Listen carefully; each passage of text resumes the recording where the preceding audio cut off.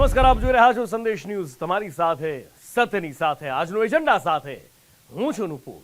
એક કેન્દ્રીય યોજના ભોળા અને ગરીબ દર્દીઓ અને માત્ર લૂંટવા માટે ખડકાયેલી હોસ્પિટલ, આ બધું ભેગું થયું અને રચાયું મેડિકલ માફિયાઓનું સામ્રાજ્ય, મની સામ્રાજ્ય।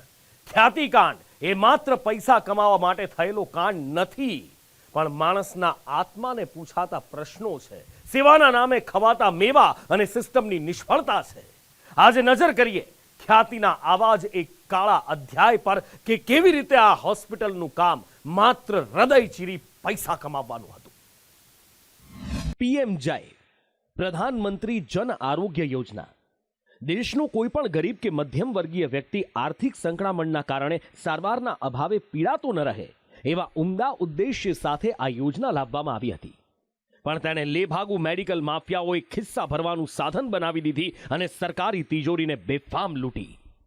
યોજનામાં રહેલા છિંડાઓનો ભરપૂર ઉપયોગ કરી ભ્રષ્ટાચારીઓ સાથે ખભે ખભો મિલાવી કરોડો રૂપિયા ખંખેરી લીધા અને લોકોના જીવ લઈ રૂપિયાનો ખડકલો કરી નાખ્યો। અને આ પાપનો ભાંડાફોડ ખ્યાતિ હોસ્પિટલથી થયો। સંદેશ ન્યૂઝે મેળવેલી માહિતી પ્રમાણે માત્ર 2 જ વર્ષમાં આ હોસ્પિટલે એન્જિયોગ્રાફી અને એન્જિયોપ્લાસ્ટી એટલે કે હૃદયના ઓપરેશન કરી 16 કરોડ 64 લાખ રૂપિયા પીએમ જયમાંથી મેળવ્યા।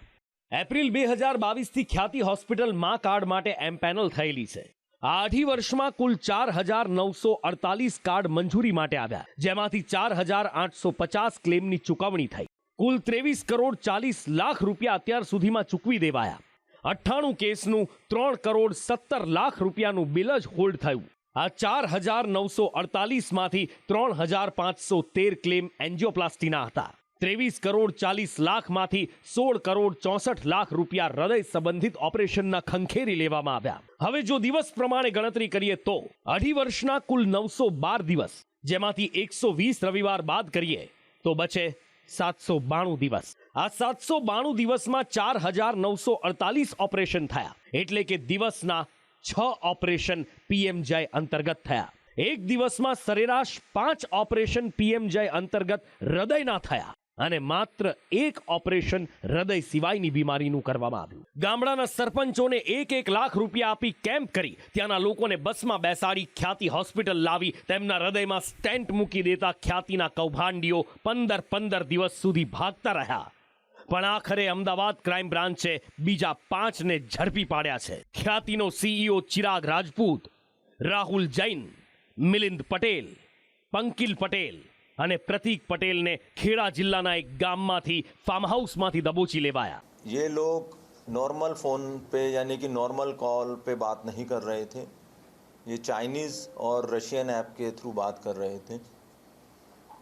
और कल टोटल 8 टीम अलग अलग दिशा में रेड की और आज अर्ली मॉर्निंग में एक आरोपी राहुल जैन राजस्थान उदयपुर से मिला और बाकी जो 4 आरोपी हैं वो खेड़ा का जो कप्पड़वंश तालुका है उसका उकरेडी मुवाड़ा का गांव का नाम है, उसमें एक ये जो राजपूत है चिराग राजपूत, उसका दोस्त प्रतीक कांतिलाल पटेल का फार्म हाउस में ये लोग छुपे हुए थे। और इसमें जो मेन आरोपी था वो चिराग राजपूत था, उसकी 1 महीने की पगार 7 लाख रुपए थी। આ મેડિકલ માફિયાઓની મોડસ ઓપરેન્ડી કોઈ રીઢા ગુનેગાર જેવી જ હતી। ખ્યાતિકાંડ સામે આવ્યા બાદ તેઓ ફરાર થઈ ગયા અને રશિયન અને ચાઇનીઝ એપથી એકબીજાનો સંપર્ક કરતા, રેગ્યુલર સિમ કાર્ડ બંધ કરી નવા સિમ કાર્ડ ખરીદી લીધા, પણ તેમ છતાં તેઓ પોલીસના સકંજામાં આવી ગયા। ચિરાગ રાજપૂત અમદાવાદથી ઉદયપુર ગયો, ત્યાંથી રાજસમંદ અને ત્યાંથી ફરી ખેડા પાછો આવ્યો। ચિરાગ ઝડપાતા અન્ય સાગરીતો પણ ફાર્મ હાઉસથી દબોચી લેવાયા। જો કે મુખ્ય આરોપી અને ખ્યાતિનો ચેરમેન કાર્તિક પટેલ, રાજશ્રી કોઠારી અને સંજય પટોળિયા હજી પણ નથી ઝડપાયા। કાર્તિક પટેલ તો ઓસ્ટ્રેલિયાથી ન્યૂઝીલેન્ડ પહોંચી ગયો છે, જેની સામે રેડ કોર્નર નોટિસ જાહેર કરાઈ છે। જો કે આ તો એક ખ્યાતિ હોસ્પિટલ અને તેના માફિયા ઝડપાયા છે, પણ ગુજરાતમાં આવી કેટલીય હોસ્પિટલ્સ છે જે માત્ર પૈસા કમાવવા લોકોના જીવ લેતા પણ ખચકાતા નથી। જે હોસ્પિટલ પાસે લોકો સાજા થવાની આશાએ જતા હતા ત્યાંથી કાં તો ક્યારેક જીવતા પાછા નહોતા ફરતા અથવા આજીવન લાચારી સાથે પાછા ફરતા. એમને તો એ પણ ખબર નહોતી પડતી કે એમના શરીરમાં ચેડા શું કરાયા છે. પણ એ ડોક્ટર જેમને ભગવાનનું રૂપ તેઓ માનતા એ રીતસરના યમદૂત બની તેમને ચીરી નાખતા. હવે આશા રાખીએ કે ખ્યાતિકાંડ બાદ સરકાર જાગે અને આવા તમામ મેડિકલ માફિયાઓ સામે ગાળીઓ કસે જે નિર્દોષ જનતા અને સરકાર બંનેને લૂંટે છે. નહીતર 2 દિવસનો હલ્લા બોલ અને પછી બધું જ ભૂલી જવાની ટેવ આગળ જતા ભારે પડશે. બ્યુરો રિપોર્ટ, સંદેશ ન્યૂઝ. ચિરાગ રાજપૂત અને તેની ઠગ ટોળકી, એની 420 ટોળકી જે રોકાઈ હતી ખેડાના ફાર્મ હાઉસ પર, ત્યાં સંદેશ ન્યૂઝ પહોંચ્યું. કપડવંજના ઉકરડીના મુવાડામાં આરોપીઓ રોકાયા હતા. દાવો કરવામાં આવી રહ્યો છે કે અહીંયા માત્ર તેઓ સુવા માટે આવતા હતા. આરોપીઓની ઓળખથી મકાન માલિક પણ અજાણ હતા અને ચિરાગ રાજપૂત જે દાઢી રાખતો, ચશ્મા પહેરતો, પોલીસથી બચવા તેને પોતાનો ચહેરો બદલી નાખ્યો હતો, ચશ્મા ગાયબ કરી દીધા, દાઢી ક્લીન શેવ કરી નાખી હતી. કદાચ બની શકે કે આ કારણથી માલિક તેને ઓળખી ન શક્યા હોય. પછી સાચું ખોટું હજી પોલીસ એની તપાસ કરી રહી છે. પણ ચિરાગને જે ટીવીમાં જોયો હોય અને ખરેખરમાં જુઓ તો ઓળખવો અઘરો પડી જાય. એમાં કોઈ બેમત નથી, કારણ કે પોલીસથી બચવા તેને સ્વાંગ ધારણ કર્યો હતો, બહુરૂપી બની ચૂક્યો હતો અને એની ટોળકી સાથે એ અહીંયા રોકાયો હતો. આ એ જ ઉકરડીના મુવાડાનું આ ગ્રામ પંચાયત અને ત્યાં ઉકરડીના મુવાડામાં આવેલું આ ફાર્મ હાઉસ છે કે જ્યાં ચિરાગ અને તેની ટોળકી રોકાયા હતા. ચિરાગ 1 નંબરનો 420 હોવાનું પોલીસ પણ કહી ચૂકી છે, કારણ કે મુંબઈમાં તેની સામે ફ્રોડની ફરિયાદ નોંધાઈ છે. મુંબઈમાં એ લેભાગુ છે એની સાબિતી પણ મળેલી છે.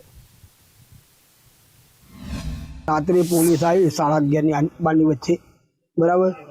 ને હું બહાર ઊંઘેલો હતો તો મારું મોડું ખોલ્યું એટલે મને કે અમે ક્રાઇમમાંથી આવીએ છીએ, તમારા ત્યાં મહેમાન રોકાયા છે. મેં હા 10 થી 10 વાગ્યાની આજુબાજુ આવ્યા છે, ત્યારે ઊંઘેલા જ છે.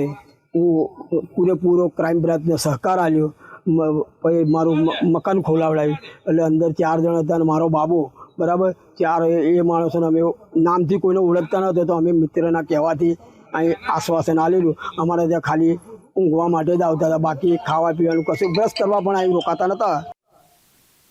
અને આ ખ્યાતિકાંડના આરોપીઓ આ ચિરાગ રાજપૂત અને એની ટોળકી એટલા શાતિર હતા કે પળે પળ શું થઈ રહ્યું છે એની માહિતી તેઓ મેળવતા રહેતા હતા, ન્યૂઝ અપડેટ લેતા રહેતા, પોલીસની ગતિવિધિઓની માહિતી તેઓ ટીવી દ્વારા મેળવતા હતા. અને રાહુલ જૈને હોસ્પિટલના 3 કરોડના નુકસાનમાં હોવાનું પણ બતાવ્યું હતું. એક પછી એક કાળા કારનામા ખુલી રહ્યા છે અને કોઈ શાતિર આરોપીને પણ આંટી જાય એટલા આ લોકો શાતિર હોવાનું સામે આવ્યું છે. કોઈ મંજાયેલા ગુનેગારને આંટી જાય એટલા શાતિર આ ચિરાગ રાજપૂત અને એની ટોળકી હોવાનું સામે આવ્યું છે. અને બીજો એક મોટો ચોંકાવનારો ખુલાસો એ થયો છે કે કોઈ પણ હોસ્પિટલમાં કોઈ ઓપરેશન કરવું હોય તો એનેસ્થેશિયોલોજિસ્ટ એટલે કે એનેસ્થેશિયા આપવા માટે, દર્દીને બેભાન કરવા માટે એક સ્પેશિયાલિસ્ટ ડોક્ટરની જરૂરિયાત પડતી હોય છે. એમડી કર્યા પછી એમાં સ્પેશિયાલિસ્ટ થવાતું હોય છે, પણ એવો કોઈ જ ડોક્ટર અહીંયા રાખવામાં નહોતો આવ્યો. લોકોના હૃદય ચીરવાની એટલી તો જલ્દી હતી, કારણ કે એક દિવસમાં 4 ઓપરેશન જો કરવાના હતા. કોઈ જ એનેસ્થેશિયોલોજિસ્ટ આ હોસ્પિટલ સાથે સંકળાયેલા નથી. કોઈ જ એનેસ્થેશિયા આપવા માટેના સ્પેશિયાલિસ્ટ ડોક્ટર નહોતા આવતા. જાતે જઈને લોકલ ડોક્ટરો એનેસ્થેશિયા આપી દેતા, લોકોના હૃદય ચીરી નાખતા અને પીએમ જયમાંથી પૈસા ખંખેરી લેતા હતા.